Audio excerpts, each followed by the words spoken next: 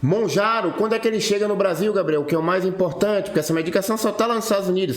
Provavelmente no primeiro trimestre de 2023. Olá, eu sou Gabriel Almeida, eu sou médico e ajudo médicos a construírem um consultório particular em emagrecimento e terapias injetáveis, mesmo que não tenham experiência prévia. Vou trazer aqui o artigo científico que foi responsável pela aprovação do Monjaro para diabetes, tá? E provavelmente vai ser aprovado também logo para obesidade e no primeiro trimestre de 2023 estará aqui no Brasil, tá? Esse foi o artigo, tá? Um estudo fase 3 com essa medicação que foi publicado em 4 de junho de 2022 e a população estudada foi uma população com IMC maior ou igual a 30, né? Obesidade, ou com IMC maior ou igual a 27 associado a alguma comorbidade relacionada à obesidade, como hipertensão, também aumento de triglicerídeos, apneia do sono. E as doses utilizadas no estudo foram de 5 mg, 10 mg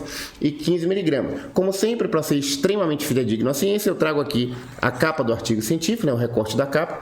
Aqui o DOI para como você localizar o artigo científico. Aqui exatamente como está escrito no artigo. E aqui a tradução com o meu comentário. Foi um estudo, essa fungada tira, tá? Foi um estudo de 72 semanas em que houve um escalonamento até chegar na dose máxima, que durava até 20 semanas, tá? E olha que coisa interessante nesse estudo, né? Esse período de elevação de dose era onde geralmente ocorriam os efeitos colaterais. Aqui você vai ver a evolução, né? Os indivíduos que utilizaram a dose de 5 mg, eles começaram com 2,5, chegaram em 5 e mantiveram 5 até o final do estudo.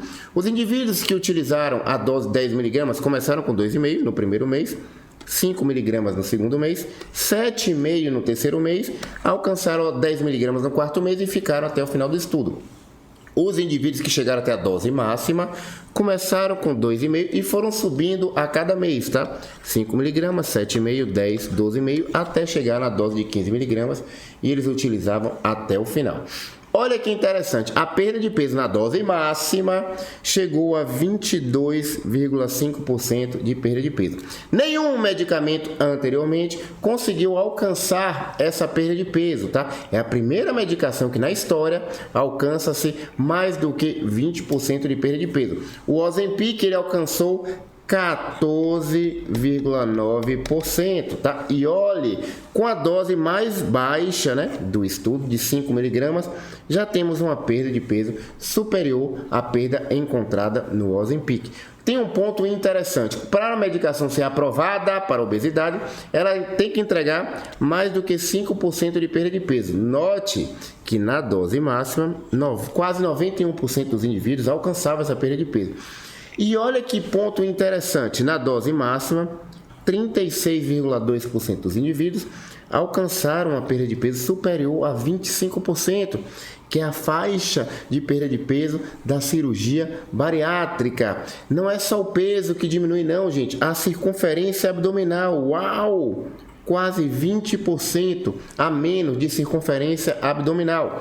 E olha que ponto interessante, 95,3% dos pacientes que usaram essa medicação resolveram o problema do pré-diabetes. Opa! Foi revertido para glicemia normal. Efeitos colaterais que a gente pode encontrar com essa medicação, em ordem de frequência, náusea em primeiro lugar, em segundo, diarreia, em terceiro, constipação. Nossa, completamente diferente do Ozempic. O Ozempic, ele dá mais constipação do que diarreia. O Monjaro, ele dá mais diarreia do que constipação, tá? Aqui o que eu falei, né? 36,2% dos indivíduos alcançaram a perda de peso compatível com a perda de peso da cirurgia bariátrica.